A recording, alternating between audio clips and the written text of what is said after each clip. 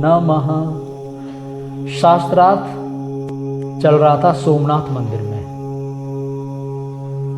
अब आप लोग हंसोगे कि कैसा शास्त्रार्थ था, आज भी उसी लकीर को पीटने में लगे हैं। उनका शास्त्रार्थ ये था कि 60 ब्राह्मण इधर और 60 ब्राह्मण इधर। तो एक पार्टी ये कह रही थी कि लोटा सोच जाते समय दाएं रखना चाहिए कि बाएं। और इधर क्या हुआ कि मुगलों ने सोमनाथ मंदिर पर आक्रमण कर दिया। तो मुगलों ने कहा कि अंदर मत जाओ, पहले बाहर सेना से निपट लो। तो 60-60 ब्राह्मण बैठे हुए थे और 200-400 पब्लिक भी बैठी थी। तो बोले कम से कम 200-400 लोग उधर फंसाए तो हैं। तो बाहर जितनी फौज थी वो कितना लड़े। अब हजारों की संख्या में मुगल सेना, सैकड़ों की संख्या में इधर, काट पीट के उनको खत्म कर दिया। घुस गए अंदर और रख दिए तलवार और कहा लोटा सोच जाते समय दाहिने रखें कि बाएं, चलो अरब वहां हम बताएंगे।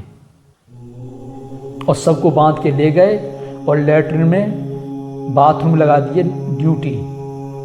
बोले ये सफाई करो, इसकी देख रेख करो, पता चल जाएगा कहाँ रखना चाहिए लोटा। ये शास्त्रार्थ है, इसको शास्त्रार्थ कहोगे? ये कह रहे संस्कृत भाषा में शास्त्रार्थ होगा। ये लोटा पर शास्त्रार्थ कर रहे थे, सोच जाते समय कहाँ रखना चाहिए। और क्या परिणाम निकला? सेना मारी गई, जो भगत बेचारे वो मारे गए और खुद भी गुलाम बन गए। और गुलाम बन के गए लैट्रिन साफ करने। कहाँ गए? Arab country. ये सोमनाथ का शास्त्र। इसी प्रकार से एक पंडित जी के पास यादव जी शिष्य बनने गए। तो वो शुद्ध शुद्ध संस्कृत में बोला करें। अब वो अपनी हिंदी में बोला करें, गांव की भाषा में। बोले तुम गवारी भाषा में बोलते हो, यदि गवारी भाषा में बोले तो हमारे चेला नहीं, हम तुम्हारे गुरु नहीं। तो संस्कृत में 2-4 शब्द उनको रटा दिए। खाने वाले, पीने वाले, चलने वाले, घोड़ी छोड़ने बांधने वाले। पहले घोड़ी बैठ करके चलते थे ये विद्वान लोग। तो यात्रा आश्रम से किसी गांव में चली, जजवानी में। बोले बेटा घोड़ी जल्दी जल्दी हाँक, क्योंकि अंधेरा हो रहा है, जंगल का रास्ता है। अगर अंधेरा हो जाएगा तो हम फंस जाएंगे, जंगली जानवर खा लेंगे। तो यादव जी ने घोड़ी को टुकटुकाया तेजी से, घोड़ी रफ्तार पकड़ ली। और हुआ क्या कि इतने में शेर दहाड़ा। अब घोड़ी जचक गई, पंडित जी कुआं में गिर गए। अब पंडित जी कुआं में तो एक लता पकड़ करके लटके थे। तो यादव जी से कहा अरे बेटा बुला और निकाल जल्दी कुआं से। तो हल लेकर के 2 हलवाहे अपने गांव की तरफ जा रहे थे। तो यादव जी ने कहा हल ग्राहे पंडिते अस्मिन समेतः कूपः। तो वो लोग हलवाले हंसे, आपस में बोले लगता बंगाला जादू पढ़ के आया है। वो संस्कृत में बोल रहा है, अब वो क्या कर रहा है? बंगाला जादू पढ़ के आया है। अब वो गांव की तरफ बढ़ते चले जा रहे थे। तब जो है पूछा गुरुजी ने, कहे बेटा लो आ रहे हैं लोग? कि नहीं गुरुजी, वो आपस में कुछ चर्चा कर रहे हैं, हंस रहे हैं और गांव की तरफ ही बढ़ते चले जा रहे हैं। अरे बेटा अपनी भाषा में बोल।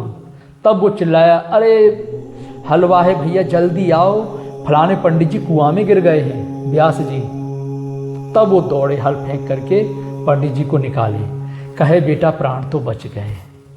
तब वो यादव बिगड़ा, कहे पंडित जी, गुरु जी, तुम्हारी संस्कृत के माथे तो प्राण साफ ही रहे। तो ये संस्कृत भाषा को आदान प्रदान करती है, ये कोई शास्त्रार्थ करने का सब्जेक्ट नहीं है। अगर वो संस्कृत में बोलता रहता और अपनी भाषा में ना बोलता तो पंडित जी की जान बचती, कुआं से बाहर निकलते। तो शास्त्रार्थ का पहले अर्थ बताओ क्या है, शास्त्रार्थ किसे कहते हैं। और तुम फिर वही संस्कृति के पीछे पड़े हो। तब पंडित जी की जान बची जब अपनी भाषा में उसने कहा। इसी प्रकार से एक पंडित जी किसी गांव में पहुंच गए, वो यादवों का गांव रहा। तो पंडित जी जैसे ही पहुंचे 2 दिन में आधा गांव चेला हो गया। फिर उन्होंने सोचा कि आधा गांव यही चेला हो जाए। तब उन्होंने सुबह 4 बजे उठ के और शाम वेद का पाठ करना शुरू कर दिया। उससे पहले एक घटना घट गई थी उस गांव में कि पहले गाय चिल्लाएं और फिर मर जाएं। तो कोई वैद्य आए थे, तो उन्होंने कहा कि इन गायों को दाग दो, गरम कच्छुल करके ये ठीक हो जाएंगे, फिर कोई गाय नहीं मरेगी। इतना बता के वो चले गए। वैसे पंडित जी चिल्ला चिल्ला के लगे संस्कृति में उच्चारण करने जोर जोर से।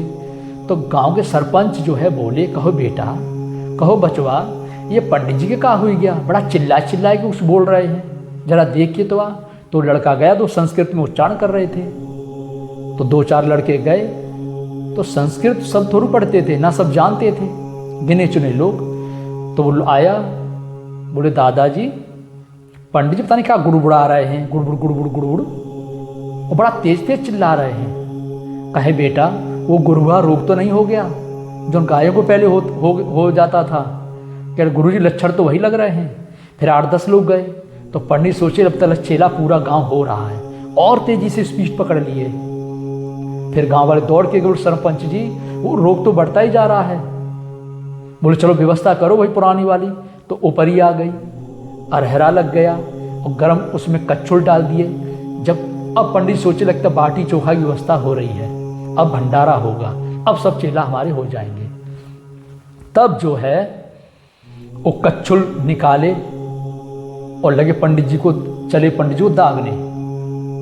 तो पंडित जी बोले अरे हटो हटो, हमको छूना मत, हम सामवेद का पाठ कर रहे हैं। तब सरपंच जी बोले ओ, ये बीमारी का हम नाम नहीं जानते थे, इसका नाम भी आज पता चल गया, सामवेद का पाठ। कह रहे लड़को जल्दी पकड़ो नहीं तो ब्रह्म हत्या लगेगी। तो 2 लोगों ने हाथ पकड़े। अब पंडित जी खाए पिए रहे रामभद्राचार्य जी की तरह, इतना मोट के 2 लोग हाथ पकड़ लिए, पांव पकड़ लिए और चुतरे पे दागे, इधर भी इधर भी।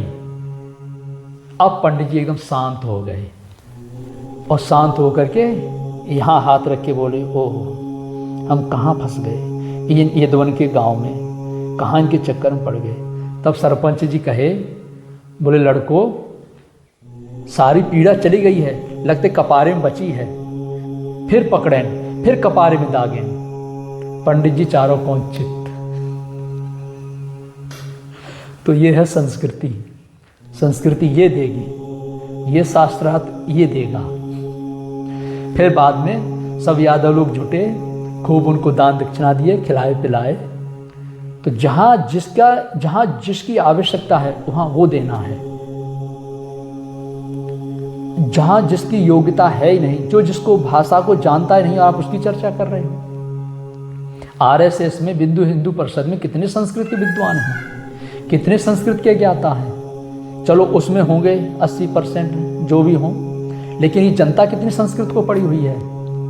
क्या तुम 2 ही लोग शास्त्रार्थ करके अपना हार जीत का निर्णय कर लोगे? एक उनकी कोई शिष्या है, वो भी बड़ा चाँव चाँव बोल रही थी। तो जाका गुर है आंधरा, चेला निपट अंध, और दोनों ठेलम ठेलिया दोनों कूप पड़ंत। जिसका गुरु अंधा है तो चेला तो और ज्यादा अंधा होता है। कभी गुरु चेला को ठेलता है तो चेला गुरु को ठेलता है। और कहाँ पड़ते हैं? दोनों कूप पड़ंत। ये संसारिक कुआं है, इस भवकूप में ही गिरते हैं। तो संस्कृत को याद कर लेना, चौपाई छंद रामायण गीता, ऊपर से कुछ सूत्रों को याद करने का नाम सदुआई नहीं होता, विद्वान नहीं होते। ये तुम्हें जगत गुरु की उपाधि किसने दी है? हम ये नहीं समझ पा रहे। और तुम्हें नहीं, ऐसे बहुत से जगत गुरु बन के घूम रहे हैं, कोई राष्ट्रीय संत बन के घूम रहा है। ये उपाधि केवल भगवान के पास है। भगवान ही जिसको संत कह दे वो संत है, वही सदगुरु है, वही विश्व गुरु है, वही राष्ट्रीय संत है, वही जगत गुरु है। ये डिग्री भगवान देते हैं, भगवत स्वरूप को प्राप्त महापुरुष देते हैं अपने शिष्य को। और जिसने भगवत स्वरूप को प्राप्त किया ही नहीं, वो क्या डिग्री देगा? इन्हें तो प्राइमरी का भी ज्ञान नहीं है। इसलिए संस्कृति के पीछे पड़ो, लेकिन भाषा आदान प्रदान तक ही सीमित है। ये इससे कोई निर्णय नहीं होता है हार जीत का। हार जीत का निर्णय होता है कि जो हमें धर्म की ओर लेके चले, परम तत्व परमात्मा की ओर लेके चले, वो मार्ग क्या है, वो साधना क्या है, वो विधि क्या है। इस पर शास्त्रार्थ करो। इस जीव का उद्धार कैसे होगा, कल्याण कैसे होगा, परम शांति कैसे प्राप्त करेंगे, किसकी शरण जाएं, किससे ज्ञान प्राप्त करें, किससे सद उपदेश प्राप्त करें, मंत्र कौन देने में सहायक है, किससे मंत्र लिया जाए। अगले वीडियो में एक दृष्टांत और देते हैं